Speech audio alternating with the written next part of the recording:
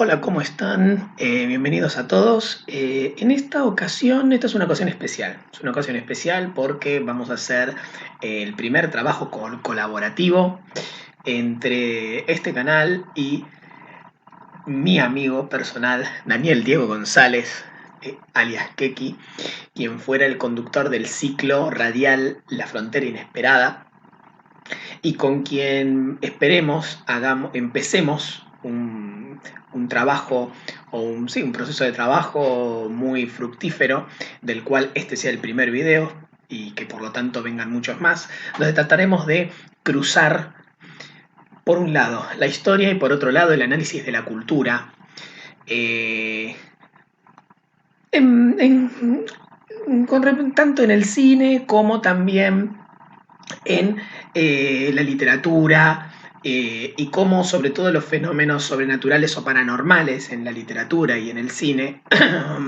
por qué no también en la cultura popular, se relacionan con procesos históricos sociales. Eh, el tema que nos va a ocupar hoy es la relación entre el miedo o una conciencia basada en el miedo en la historia cultural de los Estados Unidos, en la sociedad norteamericana a lo largo de su historia, y por otro lado el fenómeno ovni, la temática extraterrestre. ¿No? O sea, lo que vamos a explorar es cómo la producción cultural estadounidense ligada a la temática ovni o de los extraterrestres reflejó a su manera, y siempre con muchas mediaciones, distintos momentos de la historia política y social norteamericana. Este video va a estar dividido en tres partes. Y la estructura que va a seguir más o menos es que yo voy a reponer los contenidos de historia, sobre todo de historia política, y por su parte, mi amigo Keki va a reponer todo lo que tiene que ver con el análisis de la cultura, eh, haciendo eje particularmente en la temática ovni, cómo se la representó a lo largo del tiempo. Así que bueno, eh, vamos a arrancar con la primera etapa,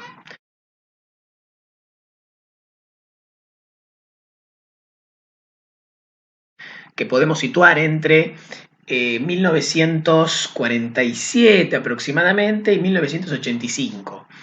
Periodo largo que está fuertemente identificado con distintos subperiodos o distintas subetapas dentro de sí a lo que se conoce como la Guerra Fría, es decir, el enfrentamiento a nivel internacional y reflejado en la política exterior de cada uno, y que después tuvo réplicas en diversos conflictos que hubo a lo largo del mundo entre los Estados Unidos como cabeza del bloque occidental, capitalista y liberal, y por otro lado la Unión Soviética, a la cabeza del bloque oriental socialista.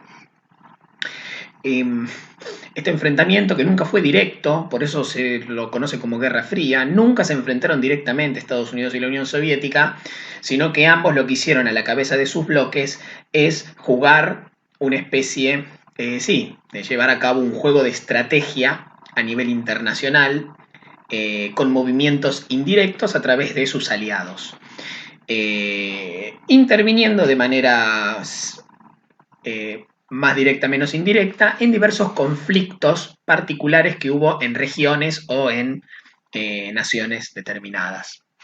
Algunos ejemplos: la guerra de Corea, la guerra de Vietnam, la guerra de Afganistán, entre otros. Ahora, ¿qué podemos decir del periodo que va entre 1945 y 1985? Bueno, desde el punto de vista del gobierno estadounidense y de la sociedad norteamericana y la conciencia que se generó y se instaló a nivel colectivo, eh, hubo una fuerte definición del enemigo, que por supuesto era el comunismo. El comunismo fue construido como el enemigo por excelencia de la democracia y de la libertad, en la superficie, y relacionado con esto, pero un poco más velado, el sistema de libre empresa. es decir, la economía de mercado y el capitalismo. Todo lo cual configuraba el llamado estilo de vida norteamericano. Los estadounidenses lo decían de una manera muy clara. El problema es que el comunismo amenaza nuestro estilo de vida. No es solamente un sistema político, no es ni siquiera un modelo económico, es todo lo que hace a nuestra vida. Amenazan nuestra vida, nuestra forma de entender el mundo y demás.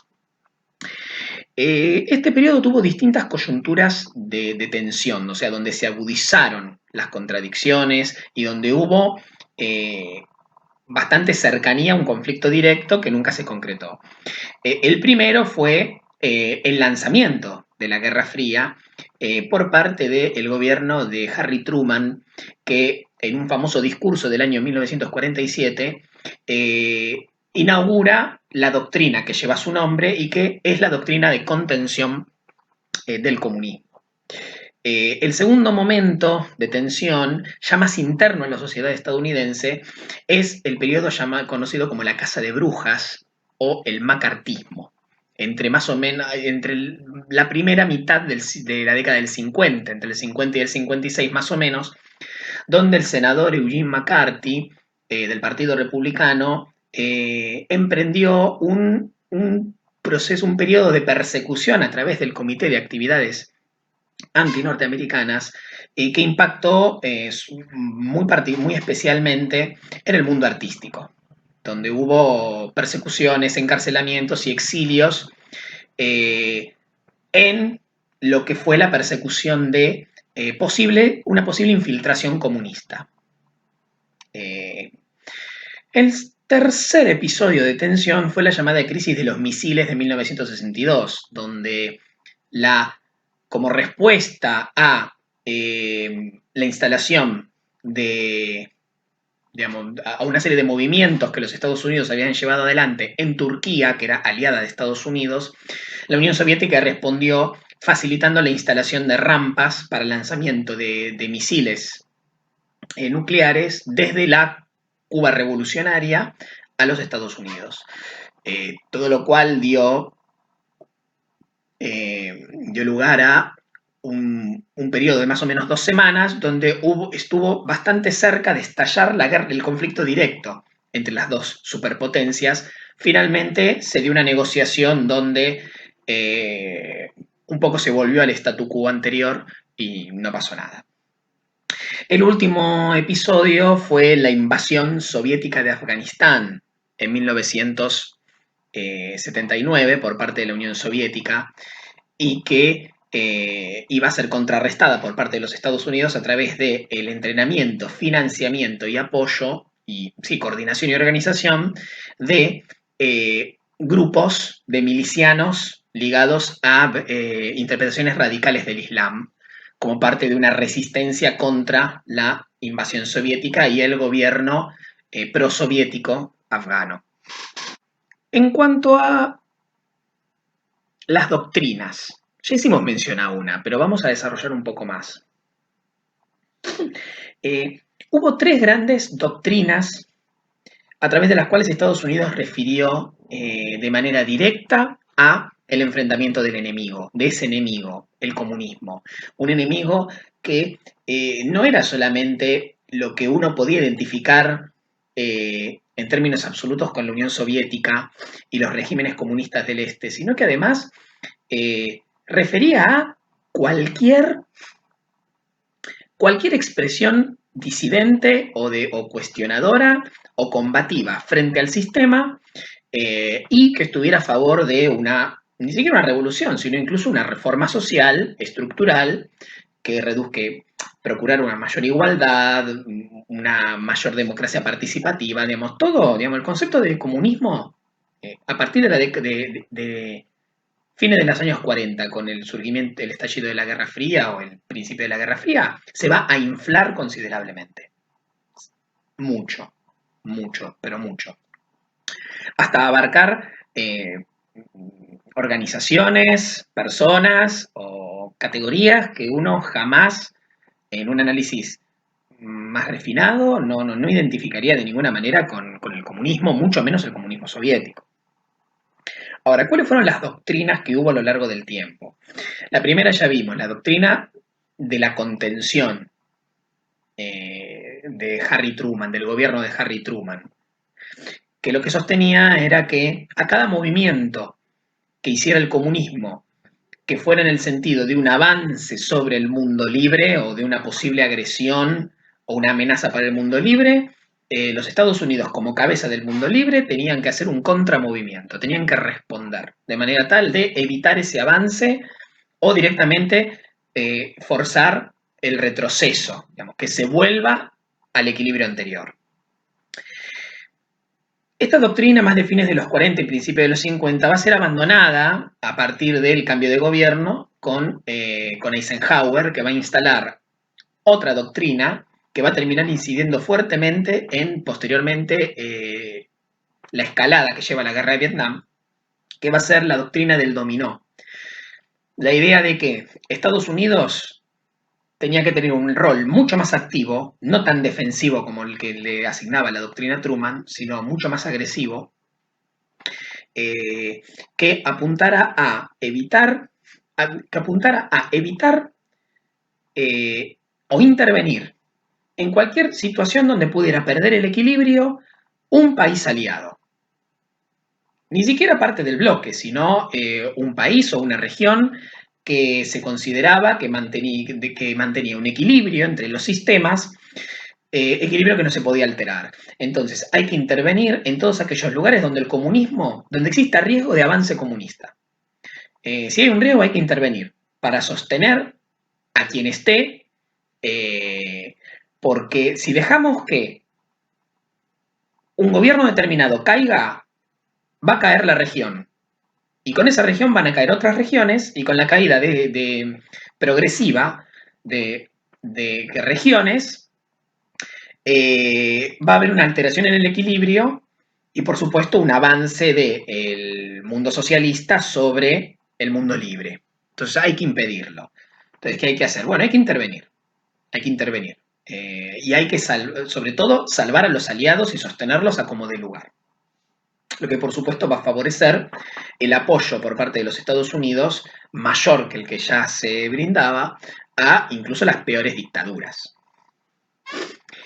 Y la última doctrina, que va a ser cara, particularmente cara a América Latina, pero no solo a América Latina, va a ser la doctrina de la seguridad nacional, ya de principios de la década del 60 y que va a ser fuertemente activa desde mediados de los 60 y en la década del 70, que lo que establecía es que una nueva hipótesis de conflicto. Ya no, el conflicto a nivel internacional no es el conflicto entre estados, que en todo caso refleja el conflicto, es algo secundario que refleja el conflicto principal. El conflicto principal es ideológico. Y las fronteras ya no son las fronteras de los estados, sino que son fronteras ideológicas. Esto significa que el conflicto se podía dar al interior mismo de una nación. Por lo tanto, el enemigo no siempre es un enemigo explícito, sino que puede ser un enemigo interno, implícito, que se oculta, que aparenta ser como cualquier ciudadano, como cualquier persona, puede ser un familiar, un amigo, un conocido, un compañero de trabajo, quien sea. Esto, por supuesto, va a configurar una especie de doble enemigo o enemigo doble o dos formas en que se va a expresar el enemigo. Por un lado, el enemigo externo, encarnado por la Unión Soviética, explícito, directo, y que es previo a esta reformulación, y un nuevo enemigo que es el enemigo interno, ¿no? Que es o por infiltración por parte del bloque socialista o por elementos internos a la sociedad que cambian su forma de pensar y se vuelven colaboradores de esa amenaza externa. Colaboradores desde adentro, una especie de quinta columna. Bueno, cierro mi intervención y doy paso a mi amigo Daniel Diego González. Hola, ante todo quiero agradecer al profesor En Castillo quien me ha hecho el convite para un ala virtual de su morada para poder tratar este tema que tanto nos interesa y tan característico es de la cultura, particularmente de la cultura estadounidense en mediados del siglo XX, que es la temática UFO en relación a la Guerra Fría y la construcción del enemigo interno. Entramos en materia.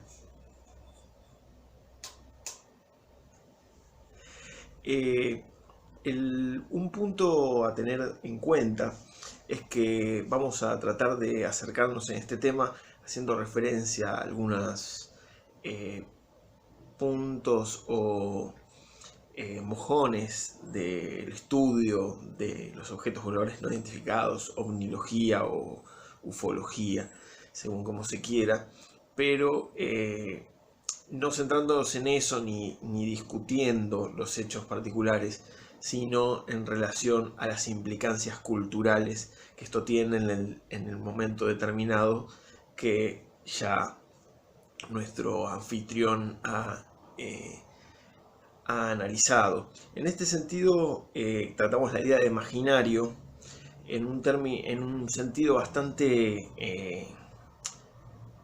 literal, si se quiere, como sistema de imágenes que actúa como coordenadas simbólicas para el pensamiento de una sociedad en un momento histórico determinado. Particularmente estamos hablando del pensamiento dominante de esa sociedad, la sociedad norteamericana de posguerra, que debido a su condición de imperio es un pensamiento que ha sido amplificado en términos globales en gran parte. Un año clave para esto es 1947. Nos situamos en 1947, año que ya se ha señalado la importancia que tuvo en el año en términos de lo que es la Guerra Fría, y también es el año en que comienza la historia de la ufología moderna. Habrán escuchado hablar del incidente Roswell. El incidente Roswell que tuvo lugar en un rancho de Nuevo México, en esa zona en realidad, cuando Mark Brassel, un ranchero, encuentra una serie de objetos, de rezagos de un objeto que no puede identificar, llama a las autoridades y en esa semana se desencadenan una serie de hechos que no viene a la ocasión desarrollar, pero que son lo que se conoce como el incidente Roswell. Sin embargo, es algo muy interesante que en junio de ese mismo año, unos pocos meses antes, ya se había instalado la figura del platillo, como lo tenemos acá, cuando un piloto civil, Kenneth Arnold, da cuenta en un vuelo de una formación de 9 objetos que él describe que eran como platillos o platillos de café flotando en el agua. Esa es la descripción que él hace. De ahí queda Flying Saucer, ¿no? El término. Esto tuvo mucho eco en la prensa y se generó realmente una especie de psicosis de los platillos volantes. En términos de la importancia del platillo en el imaginario, en el gran hall del imaginario del siglo XX, nos podemos dar cuenta, y puede ser eso, por ejemplo, además de la cantidad terrible de ficciones, nos podemos dar cuenta que hasta pensadores de la talla de Carl Jung, por ejemplo, han analizado el fenómeno en un libro particular. En este sentido, como decíamos, lo que el incidente Roswell tiene de particular es que el teniente Walter Haut elabora un comunicado que después es ampliamente desmentido por el ejército, pero que refería a que él se había dado con un plato volador. Esto realmente es de alguna forma una piedra roseta en la historia ufológica, y bueno, es el caso más documentado y más analizado. Es un caso apasionante que quedará en el olvido hasta 30 años después, de la mano de Stanton Friedman, quien fue un investigador que dio a conocer nuevamente el fenómeno con todas las implicancias, los testigos a quien le interese ahondar en esto, hay un libro que se llama El incidente de Charles Berlitz y Moore, que es una muy buena introducción al tema. Sin embargo, sin irnos de eje, como decíamos, el tema de los platillos voladores y y, y la construcción del enemigo. Esto es un tema que el cine de ciencia ficción de los 50 tomó para sí, y el cine de ciencia ficción, las producciones B, tomó para sí y supo realmente hacer de esto un tópico muy recurrente y bastante rico en los términos de analizar el cine como experimento ideológico. Más allá de que obviamente encontramos piezas de diferentes, si se quiere, calidades, todas es interesante de ver por una u otro punto. Algunas son malas pero divertidas, otras son realmente muy buenas películas. Generalmente hay bastantes buenas ideas en este cine, del cual quizás Jack Arnold es el gran director de cine de los años 50. La serie B toma de alguna forma para sí este tema, en el cual podemos ver acá la construcción del miedo que hay al alien. ¿Qué sucede? Podemos arriesgar que frente a la condición imperial, el otro, en este sentido el otro que viene de otro mundo en términos de metáfora, es el límite a la vocación expansiva del imperio, y en este sentido se transforma en la amenaza. Y la lectura justamente que subyace a estas películas, si podemos hacer una lectura en términos ideológicos, es más allá de casos como la gran película El día de Paralizado en la Tierra, que refieren a una pacificación del mundo, tienen como una especie de mensaje pacifista antibélico post bombas nucleares. Lo que se entiende es el otro es el que viene a atacar el American Way of Life, el que viene a destruir la comunidad de familias blancas de los suburbios estadounidenses. Ese es un poco el patrón que uno puede encontrar en este tipo de películas. Algunas de ellas son, por ejemplo, Vinieron de Espacio Exterior, de Jack Arnold justamente. Después tenemos El Furioso Planeta Rojo. No casualmente estamos hablando de marcianos del planeta rojo como los comunistas. Y ahí tengo la luz roja.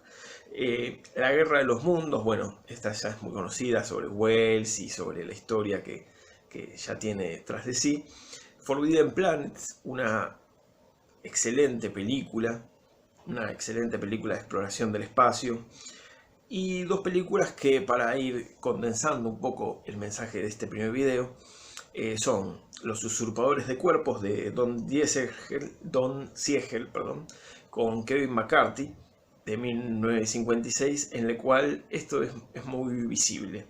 Hay una comunidad pacífica, tranquila, casi modelo, pero este doctor que interpreta a McCarthy de pronto advierte que sus amigos, que su amada, no están actuando como... Hay algo detrás de ellos, no son ellos, están alienados, en este caso, literalmente. Hay otro en lugar de ellos que está hablando en lugar de ellos. Es decir, lo que de alguna forma en el final maravilloso que tiene esta película, en su escena final, que no vamos a spoilear al caso, pero que refiere es la infiltración ideológica, el enemigo interno en épocas del macartismo, con la paranoia, la sociedad norteamericana como casi un paroxismo de la paranoia.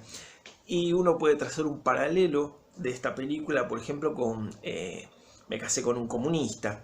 Así como está Me casé con un comunista, está la película de Roger Corman, que si no me equivoco se titula Me casé con un marciano, es una especie de comedia, pero también en YouTube pueden acceder a propagandas del tipo He might be a communist, él debe ser un comunista, donde es propaganda macartista del gobierno de Estados Unidos que refiere a que si tal está haciendo alguna actividad, él debe ser un comunista.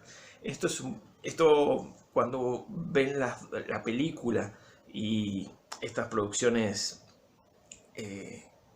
propagandistas, ideológicas, claramente pueden encontrar el clima de época, más allá de que estamos hablando de una gran película, pueden encontrar el clima de época. Y otra película que quizás a veces no es mencionada en este sentido, pero yo creo que es muy importante, es un gran valor de esta década. Si no me equivoco, la película ya es de 1960, que es El pueblo de los malditos o Village of the Damned, donde el embarazo, mediante una noche en la cual hay unas luces, un meteorito en el cielo, quedan embarazadas todas las mujeres del pueblo pequeño en el cual se basa la historia, de niños que vienen a hacer el mal, de niños que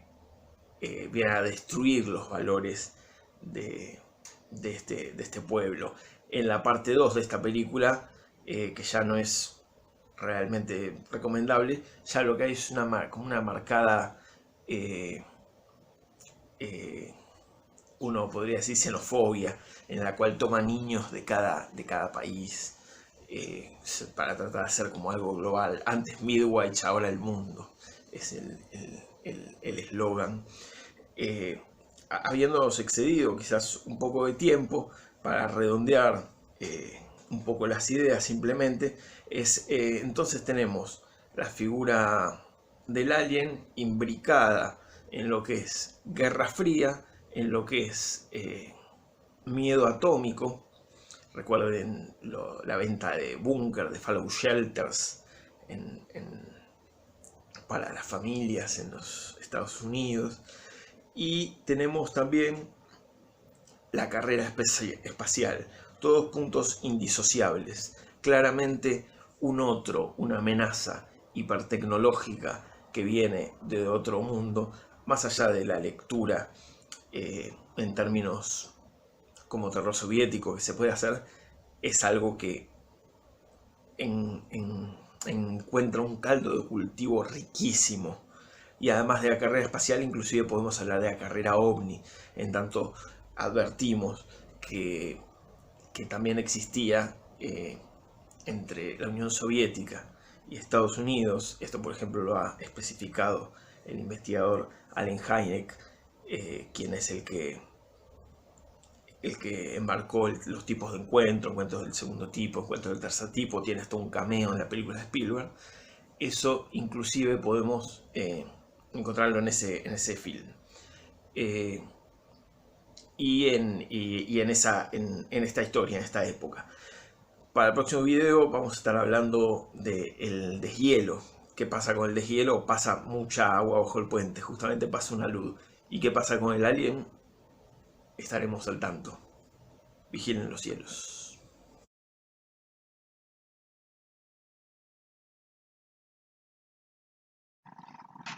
Pasemos ahora a la segunda etapa. La segunda etapa comienza más o menos a mediados de los años 80 y se va a extender hasta el 91, 92, hasta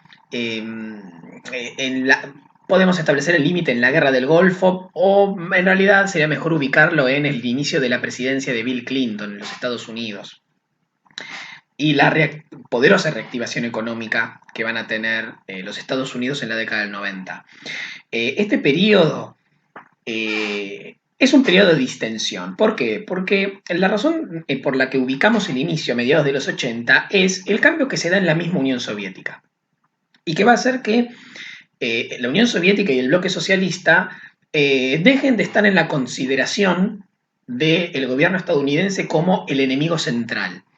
va a perder protagonismo y va a ir perdiendo protagonismo eh, a favor de nuevos enemigos, que van a empezar a formularse en la segunda mitad de los 80, pero que van a hacerse muchísimo más claros posteriormente en la década del 90. O sea, tenemos distensión en el conflicto que había caracterizado a la Guerra Fría, en buena medida por la decadencia de la Unión Soviética, porque la Unión Soviética cambia, digamos, avanza en un proceso de reformas de la mano de Mikhail Gorbachev, y estas reformas van a generar o estar en relación directa con la decadencia de la Unión Soviética, que es un proceso anterior a Gorbachev y que Gorbachev va a tratar de revertir, pero que no va a ser más que acelerar con unas reformas que tenían muchísimos problemas que no vamos a abordar acá, pero que podríamos decir que fueron suficientes para poder desmantelar lo que había, pero no fueron satisfactorias para poder construir algo nuevo, evitando que se desintegrara esa totalidad que era la Unión Soviética y el bloque del Este. Ahora, el conflicto entre el mundo libre y el mundo comunista, o entre sí el bloque occidental capitalista y liberal y el bloque oriental socialista soviético, este conflicto va a ir quedando, perdiendo su intensidad, perdiendo su importancia, pasando a un lugar secundario, y van a empezar a aparecer nuevos enemigos, todavía formulados de una manera un poco difusa, pero que van a tener un gran protagonismo posterior. Estos enemigos son, por un lado, el narcotráfico. Recordemos, la segunda mitad de los 80 y la primera mitad de los 90 van a ser como una especie de primer auge del narcotráfico como negocio, pero también representado por una serie de figuras carismáticas y brutales, como por ejemplo Pablo Escobar Gaviria y el cártel de Medellín, que no era el único cártel, pero va a hacerse muy conocido sobre todo por la excentricidad y la radicalidad que tuvo Pablo Escobar y su liderazgo. El otro enemigo que va a aparecer, aunque todavía va a ser, no va a estar tan relacionado con lo que vamos a conocer después de los atentados del 2001, es el terrorismo. El terrorismo en la segunda mitad de los 80 y cuya manifestación en esta época eran los secuestros de aviones, ¿no? Por parte de organizaciones no necesariamente afines al Islam radical, sino que muchas veces eran organizaciones de liberación ligadas a conflictos nacionales o digamos, conflictos locales de carácter más nacional, como podía ser, por ejemplo, el conflicto árabe-israelí, pero no solo ese, digamos, el terrorismo va a ser como una figura que va a empezar a ocupar un lugar importante. Y el último va a ser el Islam radical, o sea, la interpretación fundamentalista del Islam, pero promovido por un Estado, no por grupos terroristas clandestinos y que operan en la sociedad, sino que va a ser una especie de Islam radical de Estado, que en los 80 va a estar, por supuesto, representado por el Irán de la Revolución Islámica y liderada por el Ayatollah Khomeini. Irán va, en ese sentido, va a ocupar un lugar muy importante entre los nuevos enemigos por parte de los Estados Unidos en este periodo. Bueno, esta es como la visión de la segunda etapa, ¿no? Esta segunda etapa muy identificada con la impronta de los 80, con los cambios que en Estados Unidos introduce la política neoliberal de Ronald Reagan, y que va a intentar ser continuada por George Bush con poco éxito, y que va a generar como un cambio hacia formas mucho más amables con Bill Clinton. Pero eso ya va a ser parte de la tercera etapa. Ahora paso nuevamente a Keki para que haga su análisis de la cultura. Hablamos entonces de distensión, hablamos de deshielo, hablamos de declive de la Unión Soviética, tal como se venía explicando, y vamos a poner en relación justamente esto con la figura de el alien, la figura de el ovni y lo extraterrestre. Ya como hablaba, en comparación a como hablaba en los años 50, este es no es un momento tan definido en ese sentido. Es curioso cómo a veces algunos lugares, algunos sitios físicos y materiales parecieran condensar todas las obsesiones de una sociedad o todos sus traumas y a la vez sus fascinaciones. Spa Ranch. Spa Ranch fue un rancho, justamente como su nombre indica, de California que funcionó y fue creado en, con el fin de ser plató, de ser escenario de películas de bajo presupuesto. Películas western, no casualmente, ¿no? Ese origen mítico de los Estados Unidos que trata en gran parte la cultura del western, y también películas de serie B, como las que hablábamos algunas en el pasado video. Una película, por ejemplo, es The Creeping Terror, una película que refiere a esto, ¿no? A los terrores de los monstruos y todo lo que ello implica. Por cierto, clase Z la película. En 1971 se termina el hipismo, lo que se llamó el verano del amor de, de Estados Unidos. Le pone fin el asesinato o los asesinatos del clan Manson. Usted dirá, ¿cuál es la relación entre esto? Bueno, la relación justamente es que el clan Manson vivía, se alojaban en las abandonadas instalaciones del Spa Ranch, casi como si fuese un cuento del escritor de la New Wave, J.G. Ballard. La espectacularización propia de la cultura norteamericana queda plasmada en esa imagen de los asesinos viviendo en un rancho de westerns y ciencia ficción abandonado. ¿Qué tiene que ver esto, dirán ustedes, más allá de alguna película que se haya filmado? Bueno, justamente tiene que ver con que vamos a tratar un poco la idea de las sectas en este video. La idea de las sectas en su vertiente ufológica, como no podía ser de otra forma. Estamos hablando entonces nos situamos en los 70, nos situamos en una etapa oscura para la espiritualidad estadounidense, para el espíritu, mejor dicho, estadounidense. Recuerden aquel Píntalo de negro de los Rolling Stones, Painting Black, se venía de la derrota de Vietnam. Y si bien la Guerra Fría comenzaba a ser algo un poco más cálido, en tanto el declive soviético, lo cierto es que los ánimos no eran justamente ánimos altos. En ese sentido, podemos hablar de cierta crisis de espiritualidad también. No nos estamos poniendo religiosos en este sentido, estamos hablando de crisis de creencias, lo que se ha llamado, algunos estudiosos en su momento llamaban la posmodernidad, la crisis de los grandes relatos y demás. Eso de alguna forma en Estados Unidos, que ya de por sí, por ciertas condiciones que no es acaso, es un terreno propicio para las sectas, para este tipo de extraños cultos. Por ejemplo, estamos hablando de la patria de los mormones, o si bien no es oriundo de Estados Unidos, la secta Moon, por ejemplo, ha tenido un gran arraigo en Estados Unidos, inclusive tienen financian un periódico, y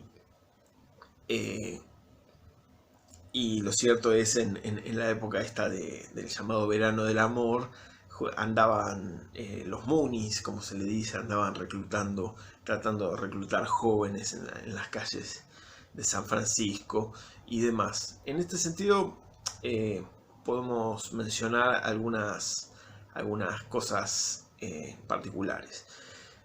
La secta de la cienciología, lo cual está formada por Lafayette Ronald Hubbard, quien era un escritor de ciencia ficción pulp, no realmente brillante, y que fundó una ciencia, una cienciología que es una secta justamente, podríamos decir, de ciencia ficción. Es decir, se basa como en la idea de que había un emperador galáctico llamado Zenu que en volcanes de la Tierra mató a los alienígenas que había traído, y esos mismos espíritus de los alienígenas son los que hoy nos poseen y realizan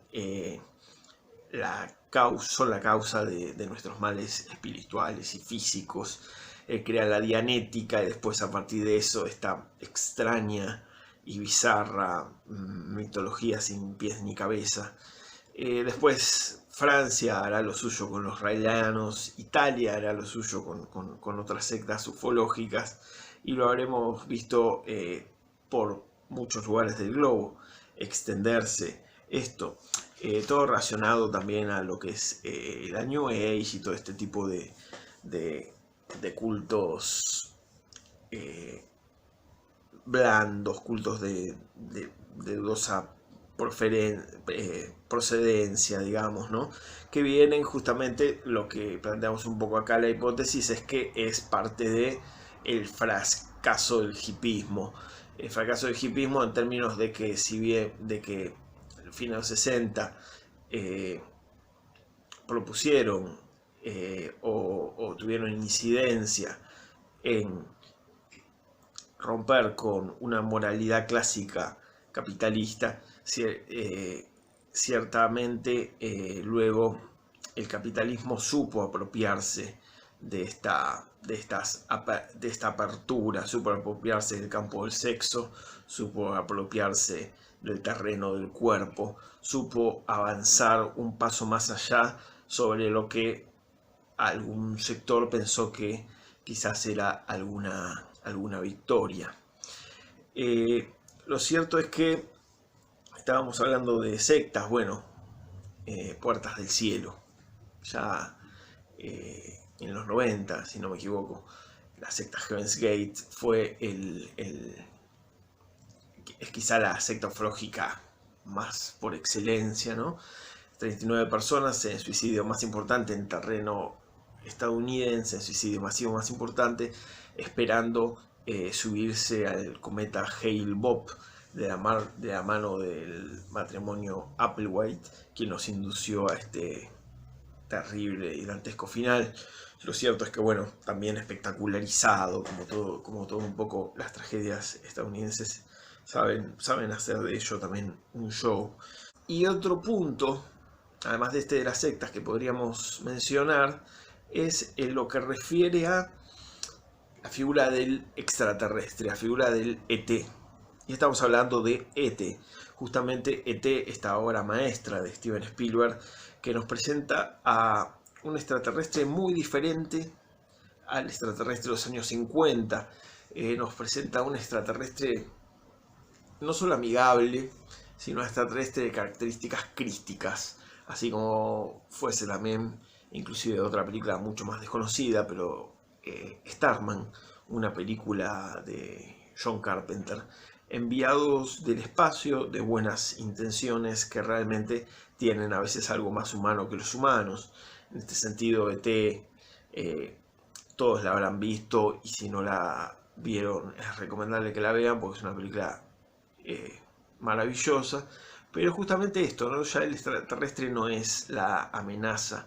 Sin embargo, ustedes me dirán, sí, bueno, pero Alien es más o menos de la misma época. Podemos creer quizás que Alien, como toda gran obra artística, se adelanta a su tiempo. En Alien el terror está dentro del cuerpo, sale en cualquier momento, estalla, está latente y estalla destruyendo al cuerpo.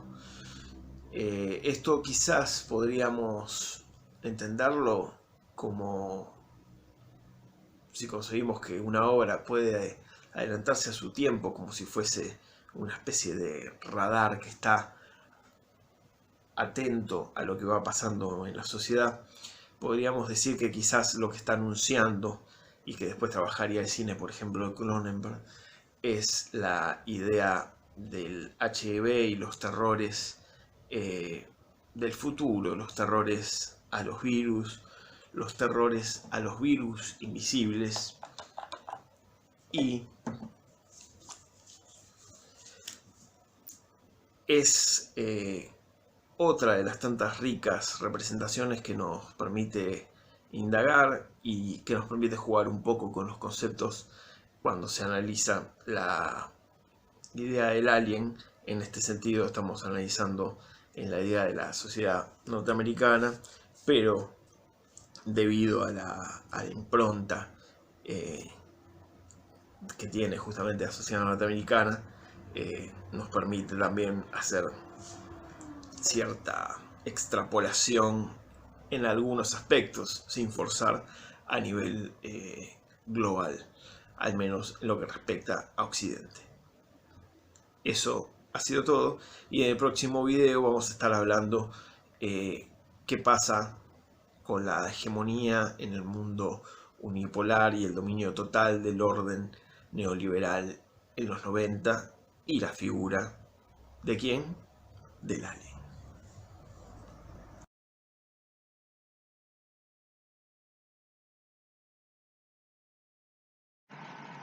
Tercera y última etapa.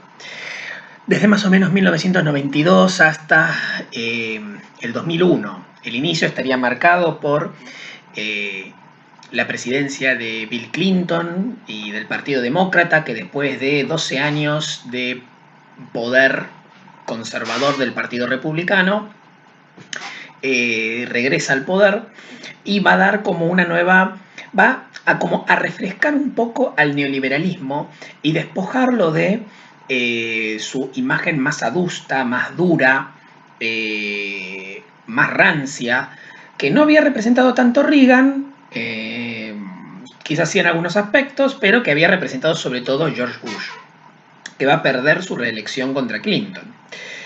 Pero los años 90, muy identificados con las dos presidencias de Clinton, van a ser como la segunda década dorada de los Estados Unidos en el siglo XX. En realidad la tercera. Si podemos hablar de una primera década dorada en los años 20 y una segunda década dorada en los años 50, podríamos hablar como de la tercera y última década dorada norteamericana en los años 90, donde ya desintegrada la Unión Soviética y ante la falta de enemigos visibles, bien definidos y del mismo estatus que en su momento tuvo la Unión Soviética. Esto quiere decir, no va a haber un Estado o una alianza de Estados que represente para Estados Unidos en la década del 90 una amenaza equivalente a la que ellos vieron en el bloque del Este y la Unión Soviética y el comunismo. No lo va a haber. O sea que lo que tenemos es, durante todos los 90, la construcción de un nuevo orden neoliberal con una hegemonía absoluta por parte de los Estados Unidos. Hegemonía en todos los... Cuando hablamos de hegemonía hablamos de dominación en todos los campos, no solo a nivel político, sino también a nivel militar y a nivel económico, lo que conlleva también el espectacular crecimiento económico que va a tener Estados Unidos en la década del 90, ¿no? Quizás el último periodo de crecimiento económico y desarrollo significativo de los Estados Unidos y que no se volvió a repetir, ¿no? Hasta el día de hoy no. Desde el 2001 hasta la actualidad, 2001 hasta hoy, no se volvió a repetir un periodo así de crecimiento y de bienestar en los Estados Unidos. Ahora, Estados Unidos siempre necesita un enemigo. La construcción del enemigo es algo en realidad necesario a toda dominación, no solo de la de los Estados Unidos. Lo que pasa es que, claro, la escala de su dominación mundial a partir de la caída de la Unión Soviética no va a... lo pone como en primer plano y como el ejemplo más evidente. Pero en realidad es parte de cualquier dominación construir un enemigo. Y esto significa escoger a un grupo y demonizarlo. Un grupo o una institución o una entidad o una unidad determinada. Ahora, frente a la inexistencia de algo equivalente a lo que en su momento había sido el bloque comunista, se van a consolidar, se van a consolidar los enemigos prefigurados en la etapa anterior y van a aparecer otros nuevos, ¿no? Estamos hablando siempre de enemigos que, por supuesto, van a ser exhibidos como enemigos de la democracia y de la libertad, pero que ahora es una democracia y una libertad globales. Es el periodo dorado de la globalización, globales e incuestionables. Esta es la cuestión, ¿no? O sea, hay una especie como de unanimidad, o Estados Unidos da por sentado, y esto fue asumido por buena parte del mundo, que hay una gran unanimidad. Una gran unanimidad del mundo alrededor del liderazgo estadounidense, la democracia liberal y la economía de mercado capitalista. Y por supuesto la cultura, la sociedad de consumo bajo pautas económicas y culturales estadounidenses. Ahora, por un lado, los enemigos que se van a definir son enemigos que no van a tener ni por asomo la escala que tuvo en su momento la Unión Soviética. Nuevamente aparece el narcotráfico. Ahora el Islam radical va a asumir formas más inorgánicas, dado que Irán, después de la muerte del Ayatollah Khomeini en el 89, va como a iniciar una fase de moderación, y entonces el lugar del fundamentalismo en el mundo musulmán lo van a ocupar expresiones más inorgánicas, es decir, grupos de milicianos, grupos guerrilleros o organizaciones terroristas con mayor o menor patrocinio por parte de distintos estados, como Arabia Saudita, por ejemplo, pero que en todo caso no son parte de un estado y que se manejan en la clandestinidad. Y por último, el populismo, un enemigo que sí aparece en la década del 90, sobre todo a fines de la década del 90, a partir del ascenso de la figura de Hugo Chávez y digamos, nacionalismo popular de izquierda, con una faceta reformista importante, y cuestionador, y que va a cuestionar la globalización y el orden neoliberal. Ahora, el enemigo,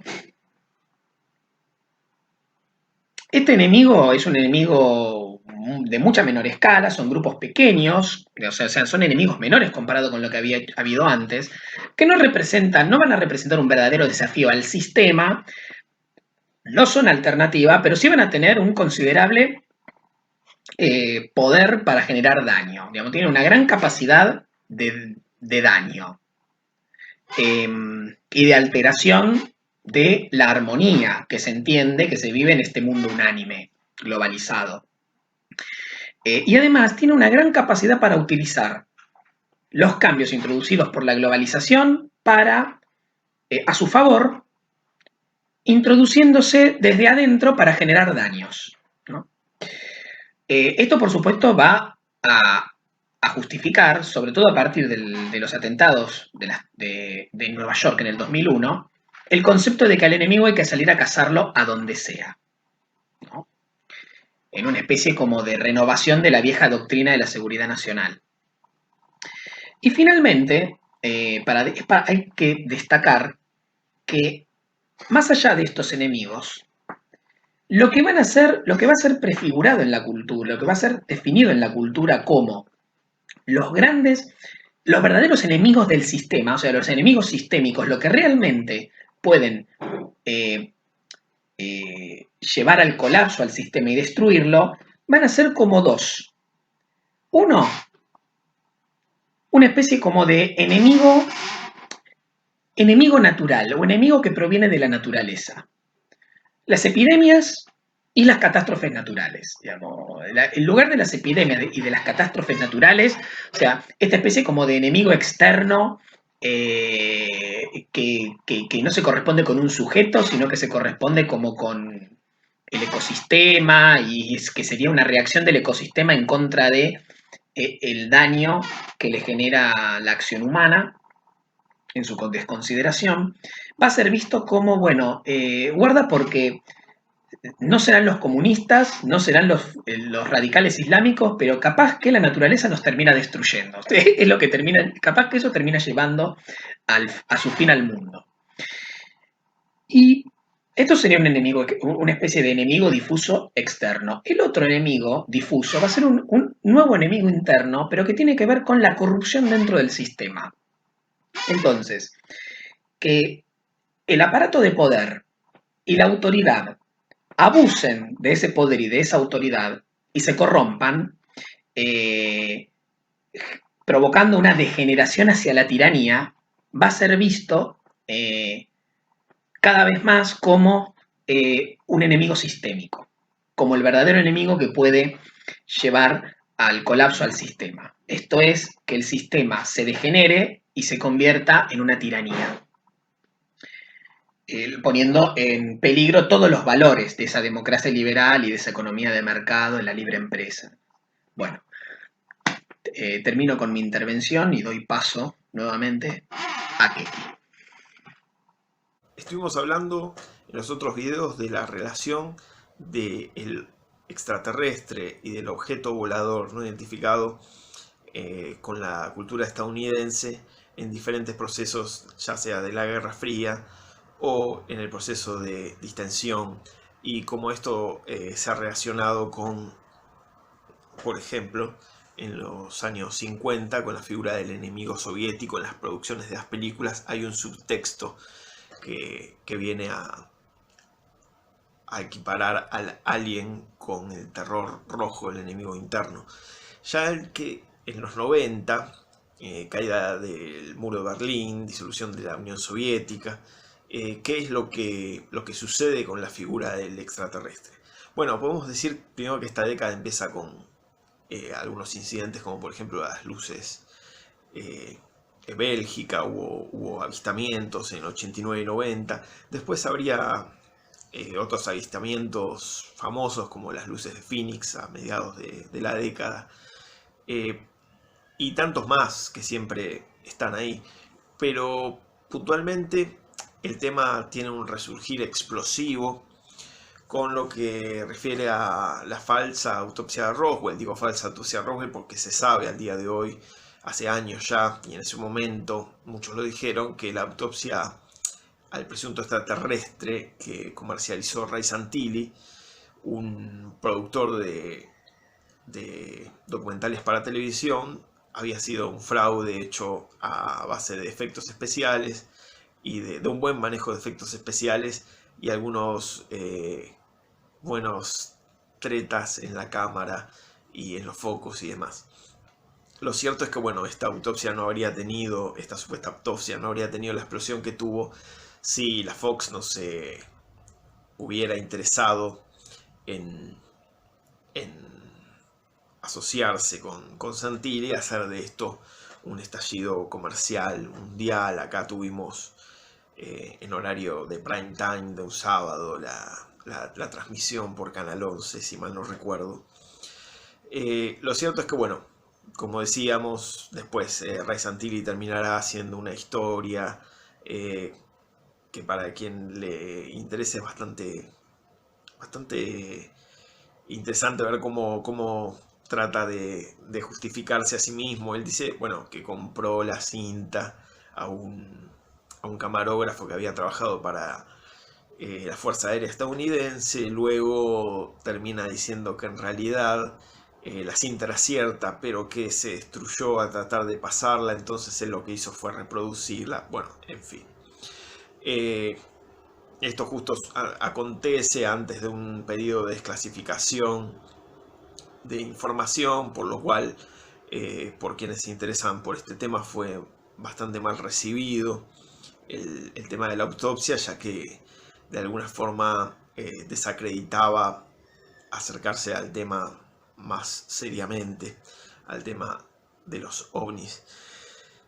Lo cierto es que queda inserto en la cultura popular un tipo de imagen que es la imagen del gris o del Zeta Reticuli, que es este extraterrestre cabezón eh, con, con largas extremidades, que es el que solemos ver en remeras o en todo tipo de películas. A partir de ese momento aparece, por ejemplo, en producciones de culto como Alien Abduction o en muchas más películas, series y demás. Lo cierto es que también la caída de la Unión Soviética trae la idea, esto bastante alentado por la serie de Los Expedientes X, la idea del secretismo y la promesa de la desclasificación. Inclusive alguien llegó a decir alguna vez que Occidente llevó los ovnis también, cuando cae la Unión Soviética, Occidente también lleva los ovnis más allá de la cortina de hierro. Bueno, sin embargo, hubo en su momento avistamientos y demás. Lo que pasa es que el tema no tenía, no era la explosión que hubo acá en Occidente, particularmente con base en Estados Unidos, ¿no? Eh, y el tema entonces, la figura es tomada también por el mainstream. Ya había sucedido antes, pero acá nos interesa particularmente en un sentido. Estamos pensando cuál sería piensan ustedes, la película UFO por excelencia en los años 90. No la mejor, sino la más significativa o la que más ruido hizo. Y bueno, claramente es El Día de la Independencia, dirigida por el alemán Roland Emmerich. La película es del 96, si mal no tengo anotado. Y es de alguna forma la película del mundo unipolar por excelencia.